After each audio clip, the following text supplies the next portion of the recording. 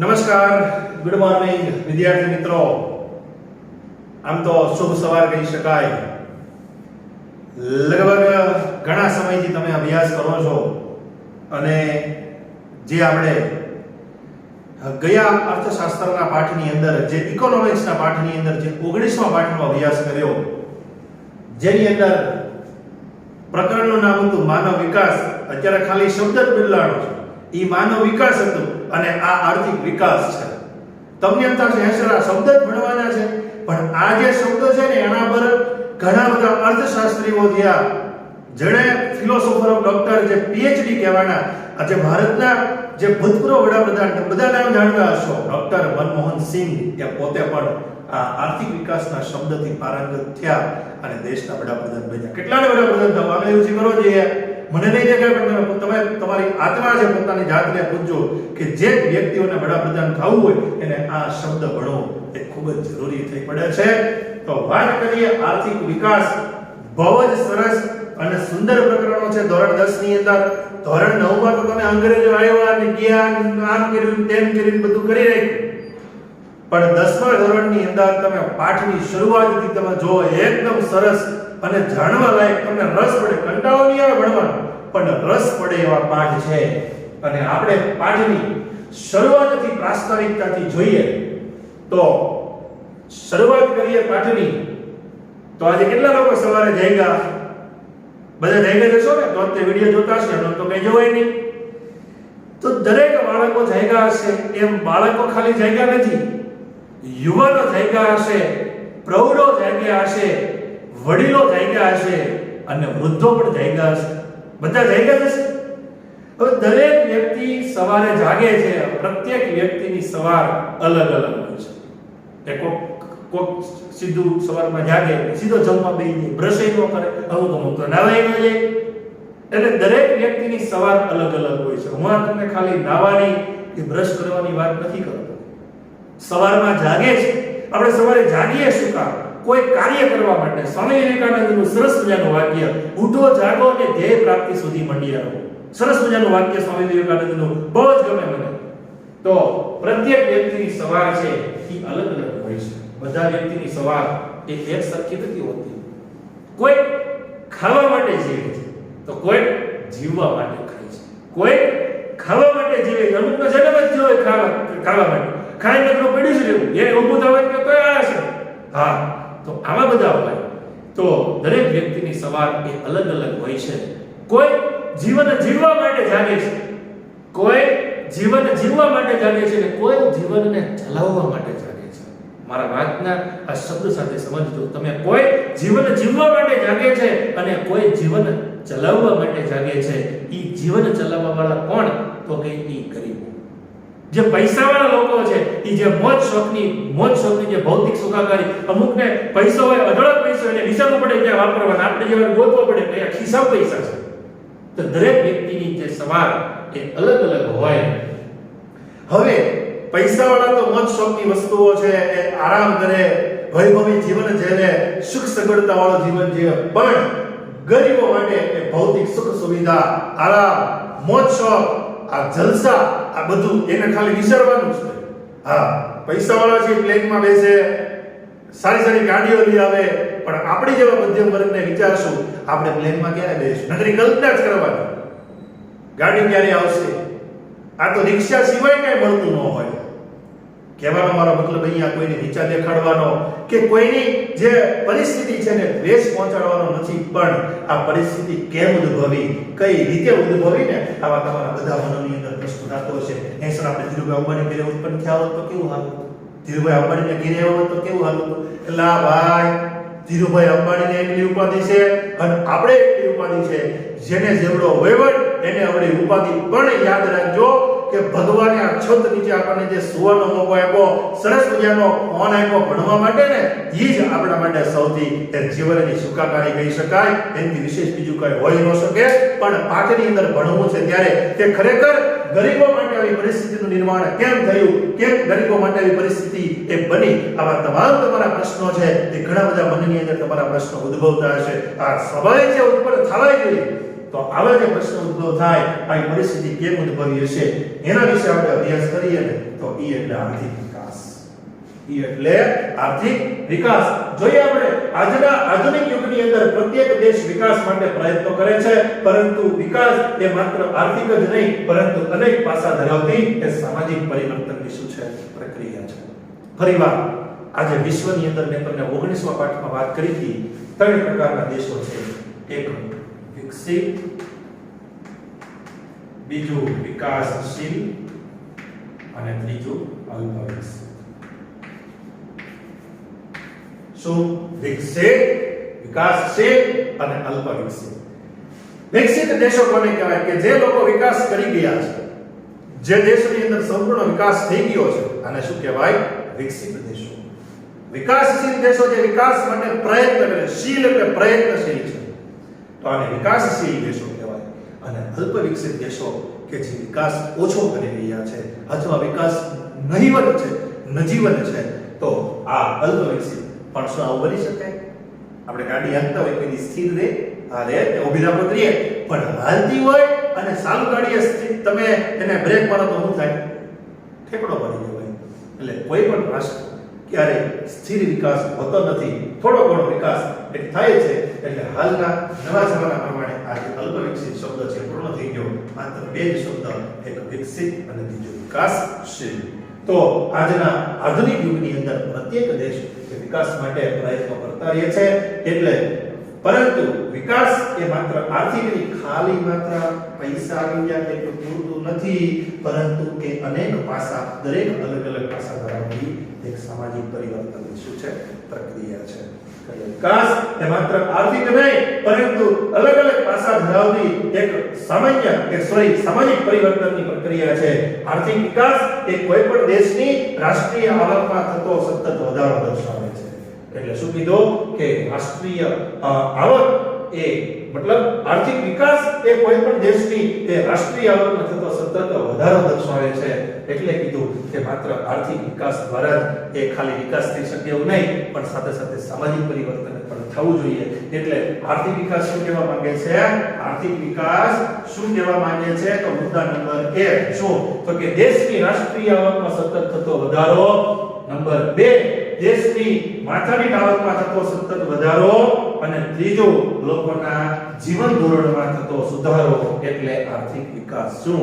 કે દેશની રાષ્ટ્રીય આવકમાં સતત વધારો થાય, દેશની માથાદીઠ આવકમાં સતત વધારો થાય અને લોકોના જીવન ધોરણમાં ફરીવાર રાષ્ટ્રીય આવક, માથાદીઠ આવક અને જીવન ધોરણમાં થતો સુધારો એટલે શું કહેવાય? આર્થિક વિકાસ. ફરીવાર કે આર્થિક વિકાસ એટલે શું? તો કે દેશની રાષ્ટ્રીય આવકમાં થતો સતત વધારો, દેશની માથાદીઠ આવકમાં થતો સતત વધારો અને લોકોના જીવન ધોરણમાં થતો સુધારો એટલે શું કીધું? આર્થિક વિકાસ. હવે અહીં આપણે જોયું કે દરેક રાષ્ટ્ર છે આજના આધુનિક યુગની અંદર પ્રત્યેક દેશ વિકાસ માટે પ્રયત્ન કરે છે, પરંતુ વિકાસ એ માત્ર આર્થિક નહીં પરંતુ સામાજિક પરિવર્તનની પ્રક્રિયા છે. એ અલગ અલગ પાસા ધરાવતી પ્રક્રિયા છે. એટલે આર્થિક વિકાસ એ કોઈ પણ દેશની રાષ્ટ્રીય આવકમાં થતો સતત વધારો દર્શાવે છે. એટલે કીધું કે આર્થિક વિકાસ એટલે શું? તો કે દેશની રાષ્ટ્રીય આવકમાં થતો સતત વધારો, દેશની માથાદીઠ આવકમાં થતો વધારો અને લોકોના જીવન ધોરણમાં સુધારો થાય એને શું કહેવાય? આર્થિક વિકાસ. ચાલો તમારા બધાના મનમાં પ્રશ્ન કે સર રાષ્ટ્રીય આવક એટલે શું? જો અહીંયા છે કે રાષ્ટ્રીય આવક એટલે શું? ચાલો રાષ્ટ્રીય આવક એટલે શું? તો કે દેશની કુલ આવકમાં જે વધારો થાય, દેશની કુલ આવકને શું કહેવાય? રાષ્ટ્રીય આવક. દેશની કુલ આવકને શું કહેવાય? રાષ્ટ્રીય આવક. ચાલો માથાદીઠ આવક એટલે શું? માથાદીઠ આવક એટલે શું? તો કે દેશની કુલ આવક શું? દેશની કુલ આવકને દેશની કુલ વસ્તી દ્વારા ભાગતા, કુલ આવકને કુલ વસ્તી દ્વારા ભાગતા જે મળતી સરેરાશ આવકને શું કહેવાય? માથાદીઠ આવક. દેશની કુલ આવકને શું કહેવાય? રાષ્ટ્રીય આવક. દેશની કુલ આવકને કુલ વસ્તી દ્વારા ભાગતા આખા દેશની અંદર જેટલી આવક પ્રાપ્ત થાય. હવે ચાલો તમારા ઘરની અંદર કેટલા જણા છો? 5 મિનિમમ. આપણે ગણવા નથી આવો કોઈના ઘરે. પણ આપણે કલ્પના કરીએ કે દરેક આપણે 5 જણાની વાત કરીએ, બરાબર? તો તમારા ઘરમાં 5 જણા છે, બરાબર? પાંચેય અલગ અલગ જગ્યાએથી આવક લાવે, બરાબર? તો પાંચેયની આવક ભેગી કરો એટલે કુલ આવક થઈ. પણ ઈ કુલ આવકને તમે ઘરના જેટલા સભ્ય છો એના દ્વારા ભાગવામાં આવે એટલે મળતી કુલ આવકને માથાદીઠ એટલે એક માથાદીઠ જે આવક પ્રાપ્ત થાય એને શું કહેવાય? માથાદીઠ આવક. એટલે દેશની જે કુલ આખા ભારત દેશના જેટલા લોકો કમાય, જેટલા ક્ષેત્રમાંથી આવક પૈસા પ્રાપ્ત થાય, આ બધું એક જગ્યાએથી પ્રાપ્ત થાય ને જે આવક કુલ આવક ભેગી થાય એ દેશની કુલ આવકને શું કહેવાય? રાષ્ટ્રીય આવક. તો દેશની કુલ આવકને દેશની કુલ વસ્તી દ્વારા ભાગતા મળતી સરેરાશ આવકને શું કહેવાય? માથાદીઠ આવક. ત્યારબાદ જીવન ધોરણ.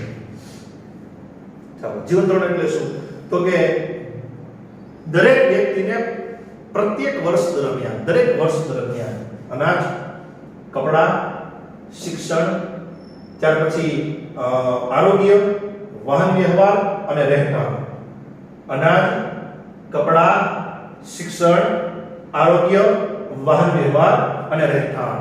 આ તમામ વસ્તુઓ જે પ્રાપ્ત થાય એને શું કહેવાય? જીવન ધોરણ. પરિવાર, અનાજ, કપડા, શિક્ષણ, આરોગ્ય, વાહન વ્યવહાર અને રહેઠાણ. આ તમામ વસ્તુઓ જે પ્રાપ્ત થાય એને શું કહેવાય? જીવન ધોરણ. પરિવાર, દેશની કુલ આવકને શું કહેવાય? રાષ્ટ્રીય આવક. દેશની કુલ આવકને દેશની કુલ વસ્તી એટલે રાષ્ટ્રીય આવકને કુલ વસ્તી દ્વારા ભાગો એટલે મળતી સરેરાશ આવકને શું કહેવાય? માથાદીઠ આવક. અને જીવન ધોરણ એટલે પ્રત્યેક નાગરિકને દર વર્ષે જે પ્રાપ્ત થતી અનાજ, કપડા, શિક્ષણ, આરોગ્ય, વાહન વ્યવહાર અને રહેઠાણની તમામ સગવડતાઓને શું કહેવાય? જીવન ધોરણ કહેવાય. તો આ વાત થઈ 3 શબ્દ. એટલે સમજાવ્યું તમને રાષ્ટ્રીય આવક એટલે શું, માથાદીઠ આવક એટલે શું અને જીવન ધોરણ. સ્વાભાવિક છે દેશની કુલ આવકમાં વધારો થાય તો માથાદીઠ આવકમાં વધારો થાય. આ આવક વધે તો આ આવક વધે અને આ આવક વધે તો ઘરે 5 જોડી કપડા આવે, ફ્રીજ આવે, વોશિંગ મશીન આવે, સારી ગાડી આવે, લાગી રહી જાય તો પિક્ચર જોવા જવાનું થાય. અત્યારે કોરોના છે એટલે મેળ ન આવે. પણ રાષ્ટ્રીય આવક છે એમાં વધારો થાય તો દેશની માથાદીઠ આવકમાં વધારો થાય અને દેશની માથાદીઠ આવકમાં વધારો થાય લોકોના જીવન ધોરણમાં જે સુધારો થાય એને શું કહેવાય? આર્થિક વિકાસ. સમજાણું? આર્થિક વિકાસ એટલે શું કીધું? દેશની રાષ્ટ્રીય આવકમાં થતા વધારાને તેમજ દેશની માથાદીઠ આવકમાં વધારો થાય અને લોકોના જીવન ધોરણમાં સુધારો થાય એને શું કહેવાય? આર્થિક વિકાસ. ભારત દેશ ક્યારે આઝાદ થયો? કોને ખબર? આની વિશે કરો. કેટલાને ખબર? 1947 ની અંદર 15મી ઓગસ્ટ 1947 ની અંદર ભારત દેશ આઝાદ થયો અને આઝાદી પછી દેશની રાષ્ટ્રીય આવક અને માથાદીઠ આવકમાં વધારો થતા લોકોના જીવન ધોરણમાં સુધારો થયો. આઝાદી પછી દેશની રાષ્ટ્રીય આવક અને માથાદીઠ આવકમાં વધારો થતો લોકોના જીવન ધોરણમાં સુધારો થયો. લોકો અગાઉ કરતા અનાજ, કપડા, શિક્ષણ, આરોગ્ય, વાહન વ્યવહાર અને રહેઠાણ અને દવાખાનાની, હોસ્પિટલની તમામ સુવિધાઓ એ અગાઉ કરતા મશીનરીઓ, ટેકનોલોજી સારી રીતે ભોગવી રહ્યા છે. તો અગાઉની તુલનામાં અત્યારે પરિસ્થિતિ સારી છે. આનો મતલબ અગાઉ કરતા અત્યારે પરિસ્થિતિ સારી છે એટલે વિકાસ થઈ રહ્યો છે. એટલે ભારતમાં વિકાસ થઈ રહ્યો છે એટલે કઈ દિશામાં આવે? વિકાસશીલ કક્ષામાં આવે. જે દેશમાં વિકાસ થઈ ગયો છે તે વિકસિત પણ અગાઉની તુલનામાં ભૌતિક સુવિધાઓ સારી રીતે ભોગવી શકીએ છે. આથી કહી શકાય કે ભારતમાં વિકાસ થઈ રહ્યો છે. જોઈએ આપણે કેમ થઈ રહ્યો છે તો જીડીપી ગ્રોસ ડોમેસ્ટિક પ્રોડક્શન કુલ ઘરેલું પેદાશ. જીડીપી ગ્રોસ ડોમેસ્ટિક પ્રોડક્શન કુલ ઘરેલું પેદાશ ઈસવીસન 11-12 ની અંદર, ઈસવીસન 2011-12 ની અંદર, પરિવાર ઈસવીસન 2011-12 ની અંદર 15-16 ના ભાવે જ્યારે 2011-12 માં જીડીપી કાઢી 2011-12 માં જીડીપી કાઢી ત્યારે વસ્તુઓના ભાવ કયા લીધા? 2015 અને 16 માં. ચાલો 2011 માં જે દૂધની બાટલીના ભાવ હતા એ 2015-16 માં હશે, કેરોસીનના ભાવ હતા એ 15-16 માં હશે, ચાલો પેટ્રોલના ભાવ છે એ જશે, કપડાના ભાવ છે એ જશે, પિક્ચરના ભાવ છે એવું ન હોય. 2011 કરતા 2015-16 માં ચીજ વસ્તુના ભાવો વધ્યા હશે પણ એ વસ્તુના જે ભાવો વધવાના છે ભવિષ્યમાં જે ભાવ વધવાના છે એનું મૂલ્ય કાઢીને પણ 2011-12માં 15-16 ના ભાવોએ જીડીપી કાઢી ત્યારે દેશની જે ગ્રોસ ડોમેસ્ટિક પ્રોડક્શન એ 87,36,000 અને 39 કરોડ હતા. પરિવાર 87,36,000 અને 39 કરોડ હતા. તો 11-12 ની અંદર પણ 2015-16 ના ભાવો લીધા છતાં હતી. તો વિચાર કરો અહીંયા 2015-16 માં ભાવો અહીંના ઈ છતાં જીડીપી માં વધારો થયો 1,35,67,192. આ બંનેનો તફાવત કરો તો ખબર પડે કે દેશની અંદર 50 કરોડ કરતા પણ જીડીપી માં વધારો થયો. આ તો શું બતાવે છે? દેશમાં વિકાસ થઈ રહ્યો છે. સમજાણો? નો સમજાણો? ફરી એકવાર જીડીપી એટલે કે ગ્રોસ ડોમેસ્ટિક પ્રોડક્શન કુલ ઘરેલું પેદાશ ઈસવીસન 2011-12 ની અંદર 15-16 ના ભાવે શું ઈસવીસન 2011-12 ની અંદર 15-16 ના ભાવો લેવામાં આવ્યા. વર્ષ ભલે 11-12 પણ ભાવો કયા 2015-16 ના ત્યારે જીડીપી કેટલી હતી? 87,36,039 કરોડ. હવે અહીંયા વર્ષ બદલાણો પણ ભાવો અહીંના ઈ છતાં જીડીપી કેટલી થઈ? વધીને 87 થી વધીને 1,35,67,192. આનો મતલબ આગામી તુલનામાં જીડીપી માં વધારો થયો. આથી કહી શકાય કે દેશ આર્થિક વિકાસ કરે છે. આથી શું કહી શકાય? દેશમાં આર્થિક વિકાસ થઈ રહ્યો છે. સમજાણો મિત્રો? ખબર પડી દેશની આ વાસ્તવિકતા અલગ અલગ સવાલ ન હોય તો જે કાંઈ ગરીબો માટે આ પરિસ્થિતિ કેમ ઉદ્ભવી એની વાસ્તવિકતાની ચર્ચા કરી, આર્થિક વિકાસની વ્યાખ્યા વિશે ચર્ચા કરી, આર્થિક વિકાસ કઈ રીતે થાય એની વ્યાખ્યાઓ અને પહેલા કરતા તુલનામાં વિકાસ સારી રીતે થઈ રહ્યો છે. આથી કહી શકાય કે દેશમાં આર્થિક વિકાસ થઈ રહ્યો છે. જોઈએ આપણે આગળના ઇમ્પોર્ટન્ટ ટોપિક 3 માર્ક્સની અંદર પૂછવાનો તફાવત જબરજસ્ત અહીંયા ટૂંકમાં લખેલો છે. તમારે ઘરે આખો લખવાનો છે. જોઈએ આપણે અને ખૂબ જ મસ્તીનો અને જાણવા જેવો ટોપિક છે. ચાલો હવે અહીંયા શબ્દમાં મારે એક ફેરફાર કરવાનો હતો. આ છે આર્થિક વિકાસ અને આ છે આર્થિક વૃદ્ધિ. ચાલો આ છે આર્થિક વિકાસ અને આ છે આર્થિક વૃદ્ધિ. ચલો જોઈએ આપણે. આર્થિક વિકાસ એ ગુણાત્મક પરિણામ છે જ્યારે આર્થિક વૃદ્ધિ એ પરિમાણાત્મક પરિણામ છે. બહુ સ્વાભાવિક છે. પરીક્ષા આપો તો રિઝલ્ટ આવે. પહેલા શું આપવું પડે? પરીક્ષા. પરીક્ષા આપશો એટલે શું આવશે? માર્ક્સ. માર્ક્સ ને શું કહેવાય? ગુણ. એ ગુણ બધા ભેગા થાય તો શું આવે? પરિણામ. એટલે આર્થિક વિકાસ એ ગુણાત્મક છે જ્યારે આર્થિક વૃદ્ધિ એ શું છે? પરિમાણાત્મક છે. આ વિકાસની પ્રક્રિયાના આધારે બે મુદ્દા છે. આ ઉત્પાદકતાના આધારે છે અને આ વિકસિત અને વિકાસશીલ રાષ્ટ્રના આધારે. ચાલો વિકાસની પ્રક્રિયાના આધારે બે મુદ્દા છે. જોઈએ આપણે તો આર્થિક વિકાસ એ ગુણાત્મક પ્રક્રિયા છે જ્યારે આર્થિક વૃદ્ધિ એ પરિમાણાત્મક છે. જો પરીક્ષા આપો, પેપર આપો તો શું? પેપર આપો તો ગુણ આવે અને એ ગુણ આવે તો પરિણામ થાય. એટલે પહેલા આર્થિક વિકાસ એ ગુણાત્મક પ્રક્રિયા છે જ્યારે આર્થિક વૃદ્ધિ એ પરિમાણાત્મક પ્રક્રિયા છે. આર્થિક વિકાસનું પરિણામ એ આર્થિક વૃદ્ધિ છે. સાહેબ આપણે અહીંયાથી અહીંયા ભેગા ને એ વિકાસ કરી રહ્યા છે. આપણે વિકાસ કરતા કરતા વિકસિત દિશામાં જવાનું છે. એટલે આ બધા ગુણ ભેગા કરો ઈ જે પરિણામ મળે એ શું છે? આર્થિક વૃદ્ધિ. એના માટે બધાની અંદર એ જીવન ધોરણ અનાજ બધામાં સુધારો કરવો પડે તો પરિણામ આવે ને પર્યાપ્ત પરિણામ મળે નહીં. એટલે કીધું કે આર્થિક વિકાસ એ પ્રથમ અવસ્થા છે જ્યારે આર્થિક વૃદ્ધિ એ આર્થિક વિકાસ પછીની પ્રક્રિયા છે. શું? આર્થિક વિકાસ એ પ્રથમ અવસ્થા છે જ્યારે આર્થિક વૃદ્ધિ એ આર્થિક વિકાસ પછીની પ્રક્રિયા છે. પહેલું ગુણાત્મક પ્રક્રિયા છે એટલા માટે એ પરિણામ મળે છે અને આર્થિક વિકાસ એ પ્રથમ અવસ્થા છે જ્યારે આર્થિક વૃદ્ધિ એ વિકાસ પછીની અવસ્થા છે. તમારે આમાં શું લખવાનું કે આર્થિક વિકાસ એ ગુણાત્મક પ્રક્રિયા છે જ્યારે આર્થિક વૃદ્ધિ એ પરિમાણાત્મક પ્રક્રિયા છે. બીજો મુદ્દો આર્થિક વિકાસ એ પ્રથમ અવસ્થા છે જ્યારે આર્થિક વૃદ્ધિ એ આર્થિક વિકાસ પછીની પ્રક્રિયા છે. થઈ ગયા બે મુદ્દા? એકદમ સિમ્પલ, સરળ. આવડે? ચાલો આર્થિક વિકાસ અર્થતંત્રમાં થતા નવા સંશોધનો. ચાલો હવે અહીંયા તમારે ખાસ સમજવાનું છે. બહુ જાણવા જેવો ટોપિક છે. બહુ સમજવાનું છે કે અર્થતંત્રમાં થતા નવા સંશોધનોને આધારે હવે આપણે સ્વાભાવિક છે કે અર્થતંત્ર છે, દેશ છે, વિકાસ થવાનો છે. સ્વાભાવિક છે વિકાસ વગર કોઈ પણ રાષ્ટ્રની કલ્પના ન થઈ શકે. તો અર્થતંત્રની અંદર જે નવા સંશોધનો આવ્યા, જે અવનવા સંશોધનો આવ્યા, એ અર્થતંત્રમાં થતા નવા સંશોધનોના આધારે ઉત્પાદનમાં જે વધારો થાય ને એ આર્થિક વિકાસ કરાવે છે.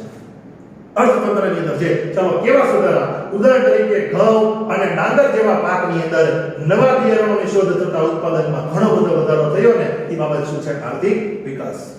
આપણે એવું વિશે સાંભળ્યું કે પ્રોડક્શન વધારવા માટે બિયારણ વધારો, બિયારણમાં સુધારો કરો, અવનવા બિયારણો લાવો અને જે પ્રોડક્શનમાં વધારો થાય. હરિયાળી ક્રાંતિ લાવ્યા, ઘઉં અને ડાંગરમાં વિક્રમજનક રેકોર્ડ બ્રેક ઉત્પાદન થયું, પણ અલ્યા રાસાયણિક ખાતર વાપર્યું, જમીનની ફળદ્રુપતા ઘટાડી, પાકની સુરક્ષા માટે જંતુનાશક દવાઓ વાપરી, તો આ બધું જવાનું ક્યાં? અંદર. તો શું જીવન ધોરણમાં સુધારો થવાનો? વ્યક્તિનું સ્વાસ્થ્ય બગડે, આરોગ્ય જોખમાય. તો આ લોકો એવું છે કે આર્થિક વિકાસ કરવા માટે કે અર્થતંત્રમાં જે નવા સંશોધનો થાય અને એના આધારે જે ઉત્પાદનમાં વધારો થાય એ આર્થિક વિકાસ કહેવાય છે. એટલે વિકાસશીલ દેશો છે ને એ સાલા આવું વિચારે છે. જ્યારે વિકસિત દેશો છે ને એવું કહે છે કે એટલામાં વાવવું અને ઉત્પાદન કરવું એની કરતા આપણે વિસ્તાર જ મોટો કરી દેવાય પહેલા. નો બિયારણ વાપરવું, નો રાસાયણિક ખાતર વાપરવું, નો જંતુનાશક દવાઓ વાપરી, હેલ્ધી ફૂડ, હેલ્ધી ગેડિંગ. તો કહેવાનો મારો ભાવ કે એ લોકો એવું વિચાર્યું કે ખેડાણ લાયક જમીનમાં વધારો થવાથી જે ખેતી લાયક ઉત્પાદનમાં વધારો થાય એ આર્થિક વૃદ્ધિ દર્શાવે છે. અને નવા ઉત્પાદન કર્યા અને શું કર્યું? ઉત્પાદનને છોડો, ખેતી જમીન વાવવા માટે વિસ્તાર જ મોટો કરી દીધો. સમજાણો? તો આ રીતે વિકસિત દેશો છે એની વિચારસરણી આ પ્રમાણે છે. ત્યારબાદ વિકાસશીલ દેશોની જે રાષ્ટ્રીય આવકમાં વધારો થાય ને એ આર્થિક વિકાસ દર્શાવે છે, જ્યારે વિકસિત દેશોની જે રાષ્ટ્રીય આવકમાં થતો વધારો એ શું સૂચવે છે? આર્થિક વૃદ્ધિ સૂચવે છે. 3 ગુણમાં તફાવત. એકદમ સરળ ટોપિક છે, એકદમ સિમ્પલ ટોપિક છે, બહુ જ સારી રીતે લખવાનું છે. ફરીવાર તમારે કઈ રીતે તફાવત લખવાનો છે 3 માર્ક્સમાં પૂછાય. આર્થિક વિકાસ એ ગુણાત્મક પ્રક્રિયા છે, જ્યારે આર્થિક વૃદ્ધિ એ પરિમાણાત્મક પ્રક્રિયા છે. આર્થિક વિકાસ એ પ્રથમ અવસ્થા છે, જ્યારે આર્થિક વૃદ્ધિ એ વિકાસ પછીની અવસ્થા છે. અર્થતંત્રમાં થતા નવા સંશોધનોને આધારે ઉત્પાદનમાં જે વધારો થાય એને આર્થિક વિકાસ કહેવાય. ઉદાહરણ તરીકે ઘઉં, ડાંગર જેવા પાકમાં જે થતા નવા બિયારણોની શોધ થતા ઉત્પાદનમાં ઘણો બધો વધારો થાય, અનેક ગણો વધારો થાય. એ બાબત શું દર્શાવે છે? આર્થિક વિકાસ. જ્યારે ખેડાણ લાયક જમીનમાં વધારો થવાથી ખેતી લાયક ઉત્પાદનમાં વધારો થાય એ શું છે? આર્થિક વૃદ્ધિ. આર્થિક વિકાસ વિકાસશીલ દેશોની આવકમાં, વિકાસશીલ દેશોની રાષ્ટ્રીય આવકમાં થતો વધારો શું બતાવે છે? આર્થિક વિકાસ. જ્યારે વિકસિત દેશોની રાષ્ટ્રીય આવકમાં થતો વધારો શું બતાવે છે? આર્થિક વૃદ્ધિ. તો સરસ મજાનો 3 ગુણનો સવાલ છે. આની અંદર તમને એમ પૂછાય કે આર્થિક વિકાસ અને આર્થિક વૃદ્ધિ માટેનો તફાવત દર્શાવો. તો 3 માર્ક્સમાં તમારે સરસ મજાના આટલા ટોપિક લખવાના. ગુણાત્મક અને પરિમાણાત્મક પ્રથમ અવસ્થા, પછીની અવસ્થા, ઉત્પાદનમાં થતો વધારો, નવા સંશોધનને આધારે અને ખેડાણ લાયક જમીનમાં થતો વધારો, વિકસિત અને વિકાસશીલ રાષ્ટ્રની વિશે વાત કરી દેવાની. 4 ટોપિક સરસ મજાના, ખૂબ જ વ્યવસ્થિત અને મતલબ આમાં તમારે વિસ્તારથી બતાવવાનું છે જે પ્રમાણે મેં તમને લખવાનું કીધું એ પ્રમાણે. તો આવી રીતે તમારે સરસ મજાનો તમે લખી શકો, સરસ મજાના માર્ક્સ મેળવી શકો. તો આ વાત થઈ પ્રકરણ 15 પહેલા લેક્ચરની અંદર વાસ્તવિકતા જોઈ, આર્થિક વિકાસ માટે એની વ્યાખ્યાઓ જોઈ અને આર્થિક વિકાસ અને આર્થિક વૃદ્ધિ, વિકસિત દેશો અને વિકાસશીલ દેશો વિશે આપણે અભ્યાસ કર્યો. તો આજના લેક્ચરમાં આપણે અહીંયા સુધી રાખીએ. મળી આવતા લેક્ચરની અંદર તમામ વિદ્યાર્થી મિત્રોનો ખૂબ ખૂબ આભાર. પણ એ પહેલા લેસન શું છે? આર્થિક વૃદ્ધિ અને આર્થિક વિકાસ વચ્ચેનો તફાવત તમારે નોટમાં લખવાનો છે. તમામ વિદ્યાર્થી મિત્રોનો આભાર, ધન્યવાદ. મળી આવતા લેક્ચરમાં. Thank you.